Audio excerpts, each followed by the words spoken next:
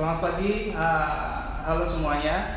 Pada kesempatan pagi hari ini kita akan ngobrol bareng managing partner di HK Law Office.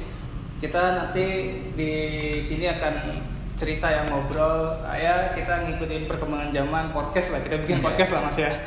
Kita bikin podcast. Pada kesempatan kali ini kita akan membahas terkait jadi lawyer muda sukses. Kan karena pada pagi hari ini kita bersama lawyer muda yang cukup sukses di usia yang masih muda lah, seperti itu. Gimana nih Mas kabarnya Mas? Baik-baik, kabarnya pagi ini walaupun sedikit mendung tapi tetap baik. Wih, hati nggak ikut mendung ya? Jangan sampai hati mendung. Jadi pada pagi hari ini kita bareng dengan Bapak Hendri Kusnianto. Beliau adalah managing partner di HK Law Office. Kantor ini berdiri dari tahun berapa sih Mas?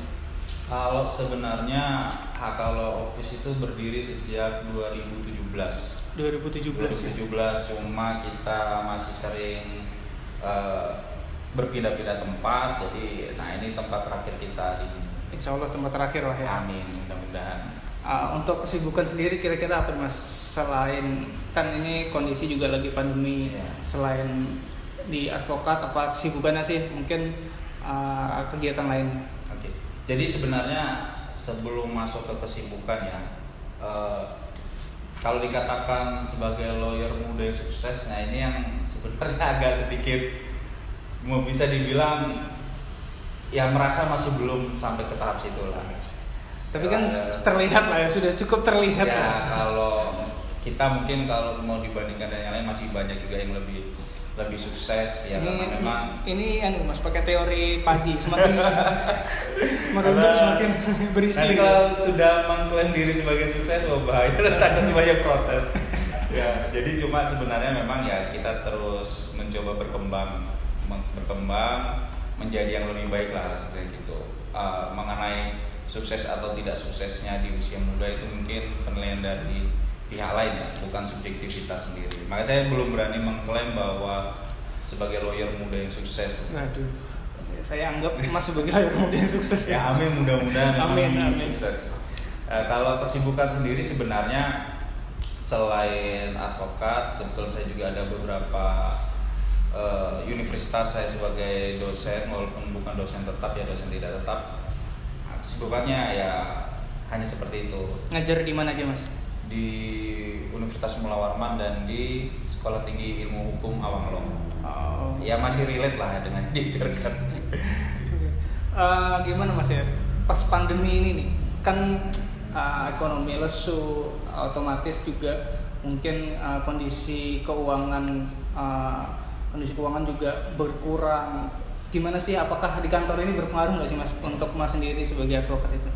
Kalau dikatakan berpengaruh ya cukup berdampak ya. Sejak pandemi masuk di Indonesia di tahun lalu tepatnya, memang sangat terasa sekali. Kalau mau dibandingkan dengan 2018 dan 2019 khususnya, wah ini kita sedikit shock juga. Drastis ini ya? Drastis lah, sangat drastis. Jadi ibarat itu kalau kata beberapa rekan di Jakarta tuh kita ini merubah konsep dari kantor menjadi yayasan karena kita banyak sosial ya. Jadi memang cukup berdampak karena memang perekonomian berdampak. Ya di satu sisi mungkin ada yang menganggap bahwa dengan adanya pandemi ini berkah bagi advokat karena banyak permasalahan hukum terkait mengenai uang prestasi ya, kebanyakan seperti itu sih ya di bisnis. Cuma ya kembali lagi sedikit banyak karena kaitannya dengan ekonomi.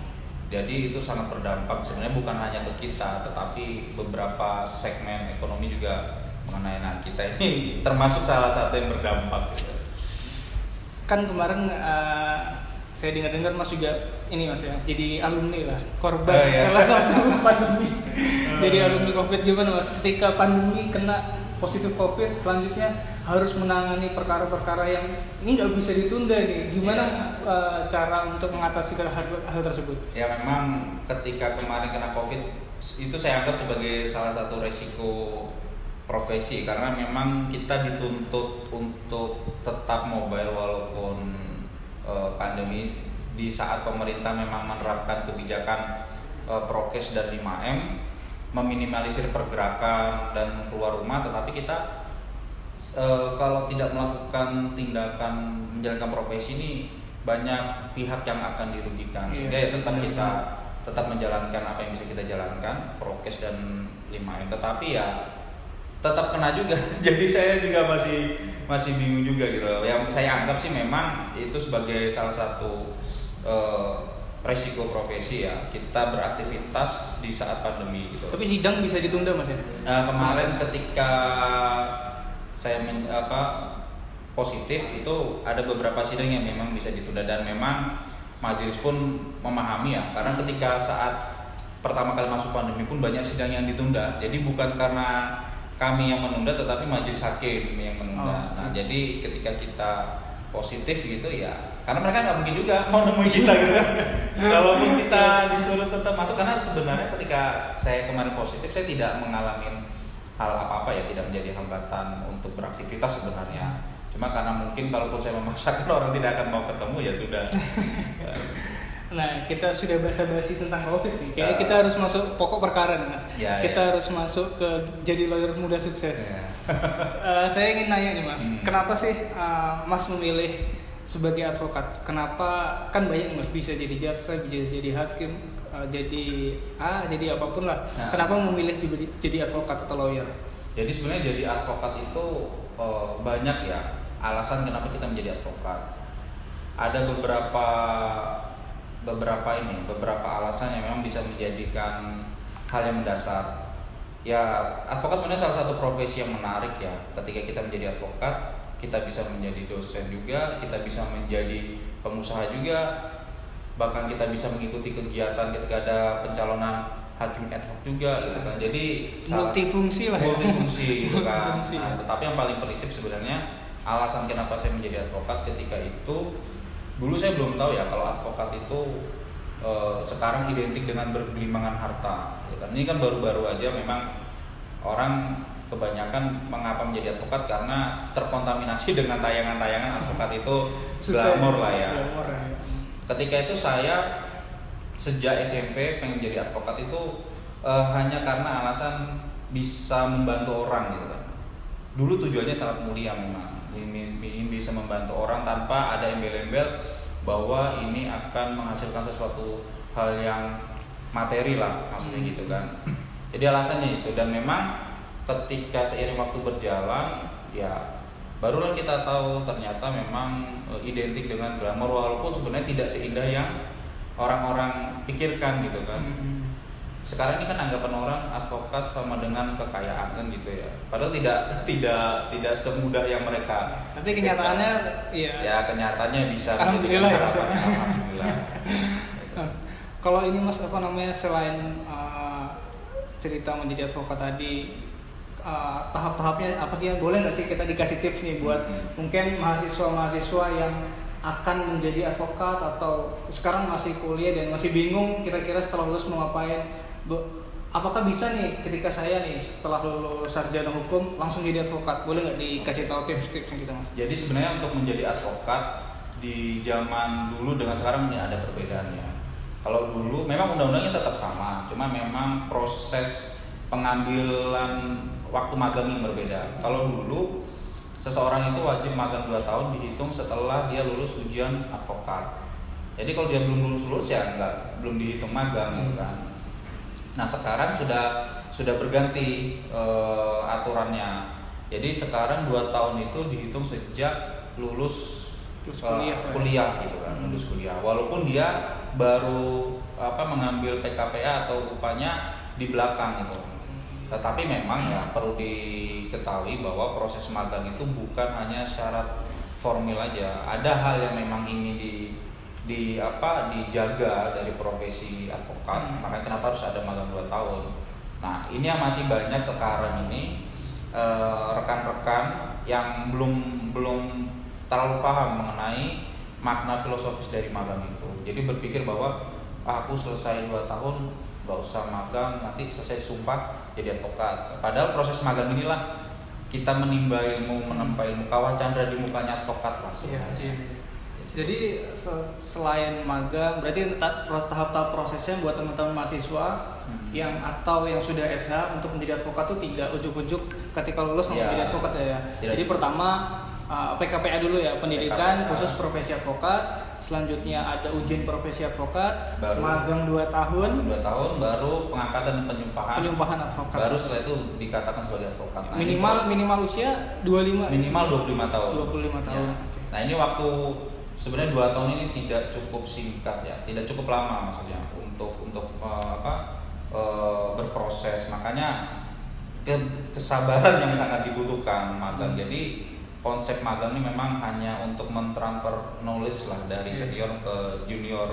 Ketika si junior ini menjadi advokat, dia sudah dianggap sebagai orang yang mampu untuk menjalankan profesi itu.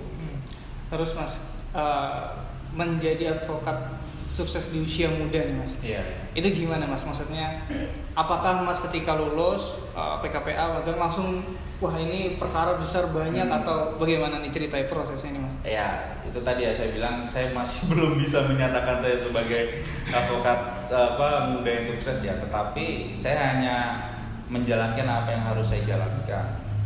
Banyak hal yang saya pelajari sih ketika magang, itu yang menjadikan diri saya sekarang seperti ini. Itu hal yang saya lakukan sebenarnya memang kita harus terus belajar.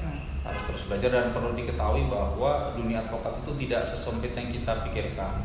Kita hanya sidang di PN, di PA, PNPA karena memang kebetulan khususnya di Kota Samarinda ini hanya ada PN, Pengadilan Negeri, Pengadilan Agama, Pengadilan Tata Usaha Negara gitu kan. Ada ini juga sih PHI dan Tipikor ya. Tetapi banyak hal lebih luas yang dijalankan khususnya oleh advokat. Jadi tidak hanya skupnya itu, makanya kita harus terus belajar, terus sharing ilmu, ya banyak mengikuti kegiatan. Nah, itu nanti akan menjadi relevan dengan hasil akhir yang kita dapatkan. Ya karena suatu saat ketika kita mendapatkan perkara yang besar, ketika kita belum mampu ya akan sia-sia.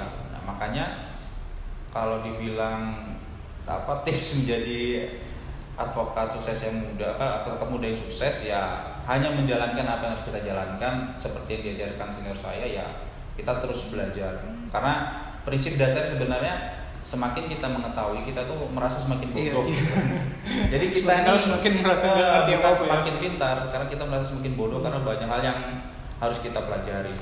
Ngomong-ngomong kemarin tuh magang di mana Mas? Kemarin saya magang di Supriyana and Partners. Itu kita boleh sebut merek lah. Ya, boleh apa-apa lah karena itu guru. Saya sangat berterima kasih sama beliau lah sampai sekarang kalau mau dikonversikan itu kan tidak ternilai.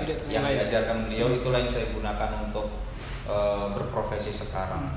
Dan dulu ketika proses magang pun ya berdarah-darah juga. Ya, bisa bilang saya berdarah betapa berartinya. Sampai akhirnya punya kantor sendiri. Karyawannya berapa nih sekarang di kantor? Karyawannya berapa ini? Sebenarnya nggak ada yang karyawan ya statusnya ya. Saya menganggap mereka ini rekan satu tim lah ya. Keluarga lah ya. Ya keluarga gitu kan. Kita saling support karena mereka menjadikan salah satu masukan yang cukup berarti sih buat saya dalam beracara gitu kan. Apa yang mereka sampaikan, apa yang mereka buat itu bernilai lah di dalam buat gugatan, laporan tertulis apapun produk hukum yang dikeluarkan kantor HK Associate itu sangat bernilai. Makanya mereka saya anggap sebagai bukan kalau karyawan ini kan ya hanya sebatas hubungan antara majikan dan karyawan gitu kan. Tetapi ini lebih lah karena banyak hal yang bisa mereka berikan ke kantor ini. Selain itu Mas, kira-kira nih Mas inget nggak sih Mas perkara yang mungkin berkesan buat Mas, perkara yang kira-kira sampai sekarang ini masih ngena gitu? Ini berkesannya bagaimana dulu nih? Ya berkesan positif lah ya, kita bahas yang positif aja. Berkesan positif. Berkesan yang sangat menarik. Karena nanti ada pertanyaan selanjutnya, perkara yang fee-nya paling besar. Kalau yang berkesan sebenarnya sih banyak ya. Ada contoh ketika saya membantu perkara di daerah pedalaman ya, bukan pedalaman sih sebenarnya, daerah Kutai Barat itu cukup jauh dari sini. Wah, itu lumayan kali 5 jam 6 jam. 8 jam. 8 jam ternyata. Saya belum pernah. Di mana perkara itu saya tidak dibayar sama sekali, hanya semata-mata saya terpanggil untuk membantu, biaya saya semua biaya sendiri.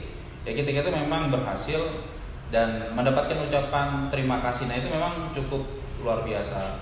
Jadi sebenarnya apa yang dikatakan Bang Hotman Paris yang sering dia share penghargaan yang terbesar itu ucapan terima kasih itu memang benar. Saya merasakan itu jauh lebih bernilai. Ya memang bukan diartikan bahwa kalau gitu nggak usah bayar lah. Terima kasih ya. Tidak serta-merta seperti itu sih. Tetapi itu hal yang di luar dugaan lah ya. Ada kepuasan batin tersendiri lah ya. Karena kita bisa membantu dan memang dia orang yang pantas untuk dibantu. Selain karena memang terzolimi waktu itu dalam keadaan kondisi secara finansial tidak memungkinkan untuk mungkin membayar lawyer profit ya kan. Jadi saya ya coba membantu dan alhamdulillah berhasil. Karena posisinya jauh juga nih di Kutai Barat. Iya, saya lumayan lah ya bolak-balik ketika itu pesawat sekali berangkat 580 PP tinggal dihitung aja. Mungkin ini juga nih Mas. Tadi kan perkara yang fee-nya paling besar kan. Ini agak sedikit rahasia sedikit tapi kita bongkar nih rahasia. Kalau fee yang paling besar ini sebenarnya dapur umum ya, bukan dapur perusahaan saudara. Ya ada fee paling besar dengan inilah kasih rate-nya. Iya, ketika itu mungkin saya belum sebesar dibandingkan rekan-rekan di Jakarta yang mencapai 9 digit ya. Cuma ketika itu saya 8 digit lah. 8 digit lah ya. 8 digit. Tapi gue dengar ini ada perkara yang MM-an juga nih. Ya alhamdulillah mudah-mudahan. Ini lagi ongoing progress ya, mudah-mudahan lancar. Mungkin ini juga Mas.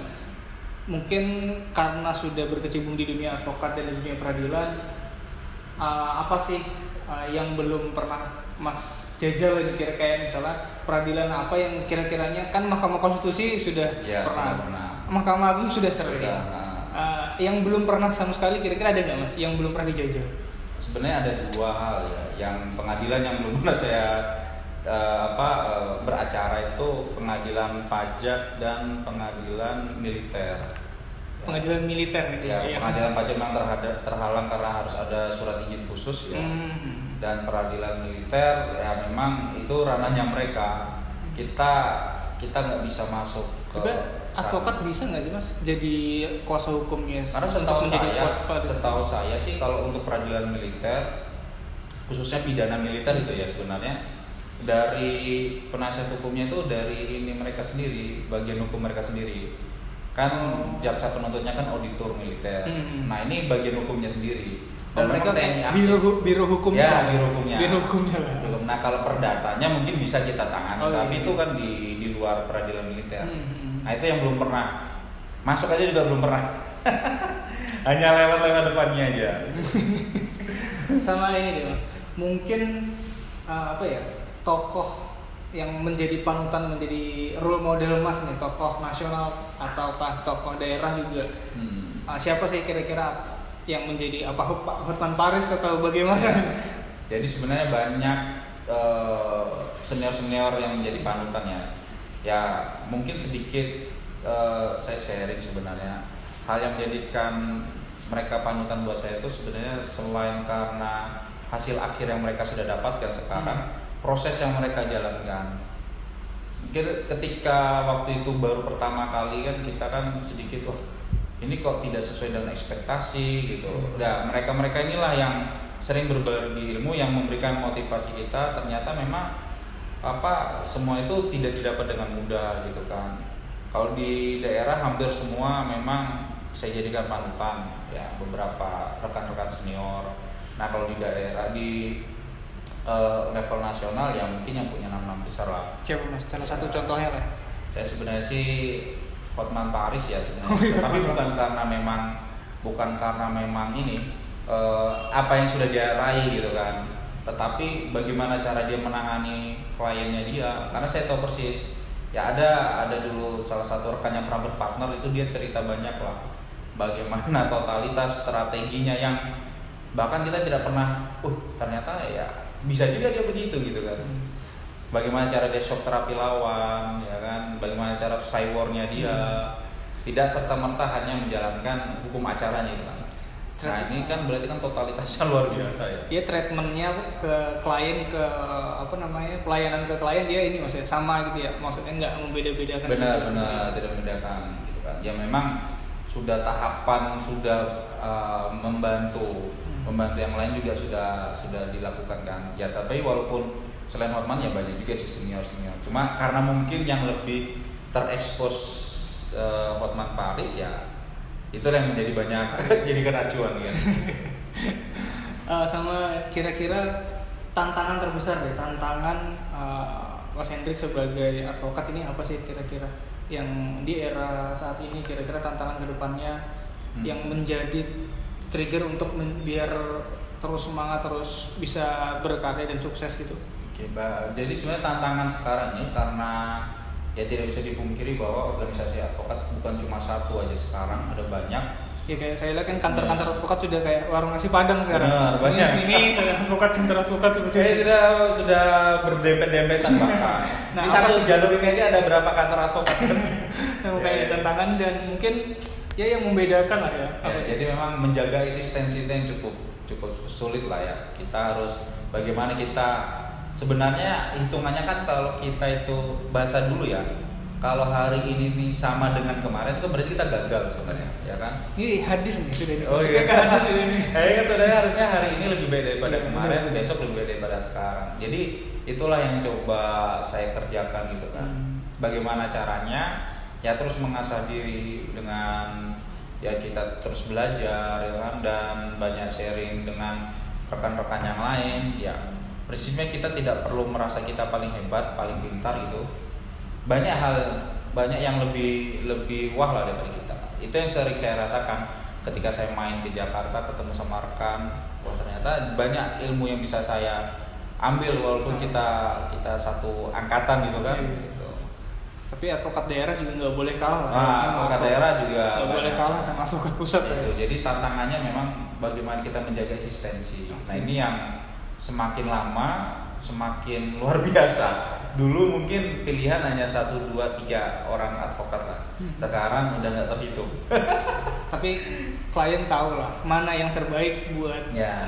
Kalau kata senior itu nanti seleksi alam yang akan mengatakan. Ya makanya saya percaya bahwa saya tidak perlu khawatir dengan banyaknya advokat yang ada gitu kan. Tapi saya anggap itu sebagai tantangan dan saya percaya ketika kita memang mampu menunjukkan kualitas, ya kita akan sendiri terpilih.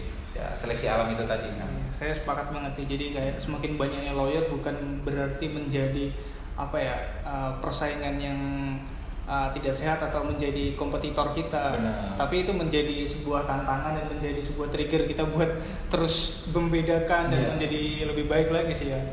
Terakhir nih Mas, buat teman-teman HK Law Official, mungkin boleh ngasih tips nggak sih Mas, tips dan trik untuk menjadi advokat itu, misalnya mereka ketika mahasiswa harus seperti apa, ketika setelah lulus bagaimana, dan untuk menjadi advokat nih terakhir ya tips buat teman-teman semua ya Mas.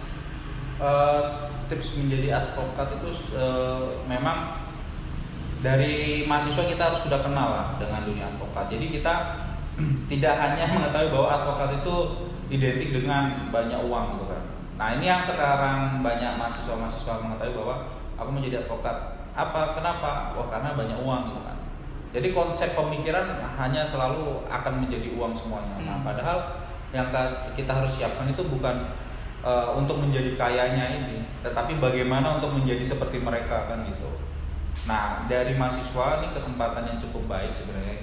Ya memang ketika kita di kampus ini kan sebenarnya hanya 20-30% aja lah ilmu yang kita dapatkan. Selebihnya kita dapatkan di luar melalui praktek-praktek, melalui terjun langsung ke lapangan. Nah, di kampus ini kan banyak sebenarnya wadah-wadah untuk melakukan kegiatan seperti itu. Ya kalau memang ada semacam lembaga bantuan hukum atau lembaga konsultasi bantuan hukum bisa bergabung di situ. Atau ada organisasi lain mungkin bisa juga gitu kan. Karena prinsipnya sama aja ya. Cuma bedanya kan hanya job desk bidang mereka yang berbeda.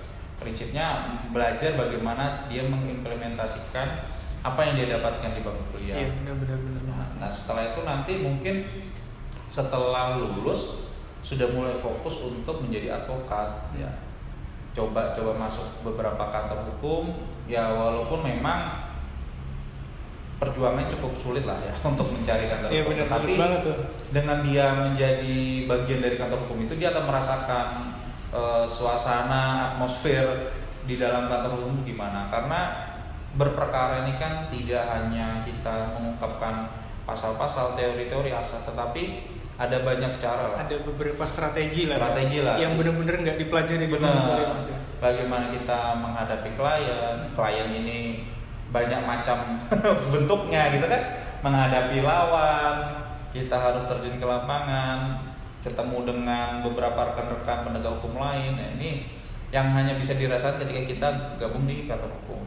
Jadi ketika kita sudah menjadi advokat, kita sudah melewati masa tersebut gitu loh. Jadi nggak kaget ya. Nggak kaget gitu kan. Jadi ternyata begini caranya bagaimana kita berdiskusi dengan teman-teman di kepolisian yang kadang backgroundnya mereka bukan sarjana hukum.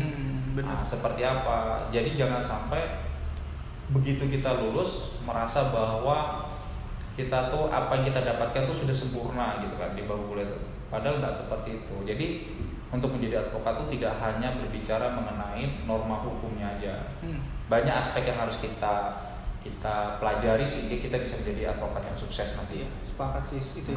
Karena memang berasa banget ketika sudah keluar kampus, kayaknya ilmu yang kepake kayaknya banyak juga hal-hal yang kok nggak dipelajari di kampus seperti itu. Sama mungkin ini ada satu nih ketinggalannya, saya sedikit penasaran dengan kantor HK nih. Jadi buat teman-teman yang mungkin belum tahu, alamatnya itu ada di Jalan Damanhuri, kantor HK. Nanti ini mungkin yang perlu teman-teman juga tahu, atau calon klien lah ya seperti itu. Kira-kira di kantor HK sendiri kayak punya spesialisasi nggak nih Mas? Kalau Mas sendiri kan saya lihat ngajar di Universitas Mula Warman sebagai dosen hukum pidana. Iya. Nanti mau ngajar lagi di Universitas 17 Agustus. Ya, insya Allah. Di STIH juga hukum pidana.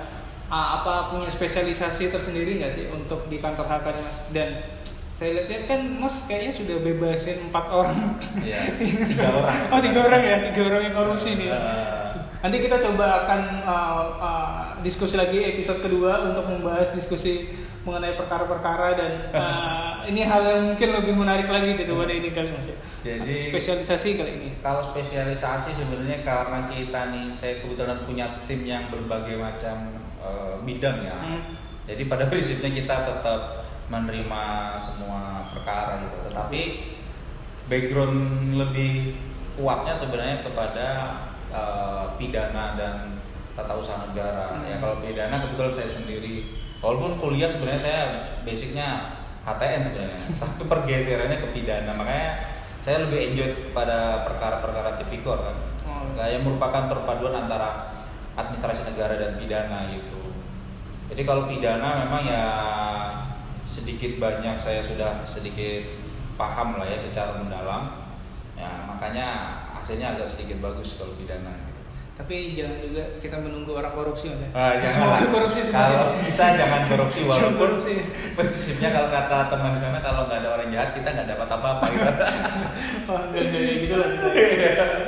Mungkin obrolan kita seputar dunia advokat sampai di sini dulu. Nanti kita akan lanjut ke episode-episode berikutnya dengan membahas hal-hal yang mungkin lebih penting. Nanti buat teman-teman juga bisa request kira-kira hal apa yang akan menarik kita bahas, nanti bisa komen di bawah.